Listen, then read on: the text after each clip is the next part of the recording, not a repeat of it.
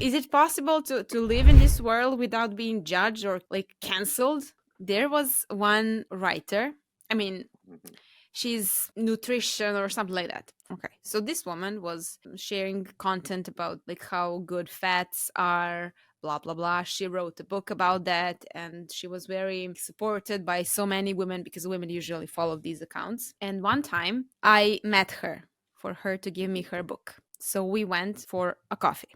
She's also a smoker, so she would be like sitting there and she was smoking her cigarette. And I said, let's have a picture together. She said, yeah, fine. And as one guy was taking picture of us, and she said, women will strangle me if they see this on a picture. So she would just move cigarettes a little bit because she knows that it would backfire. And I guess it would. You cannot be like nutritionist and also to be a smoker if you are for healthy life and then you're showing with your example that you are not doing the right thing. What if you were a you went to a doctor and the doctor was a smoker? You wouldn't go to that doctor. I mean, I guess I would if I find a person by referral, then Let's say this guy is the, best surgeon in the world, but he's a smoker.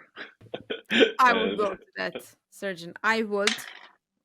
I actually, because what I'm trying to say is, I think those are boundaries that she set up on herself. Because I think if Really? this is what I was gonna say. If I'm a Well, yoga that's teacher, good. or If that's the case, that's good, isn't it? yeah, if I'm a nutritionist and I smoke and I don't take Mm-hmm. care of my body, but I'm telling other people to take care of their body, right?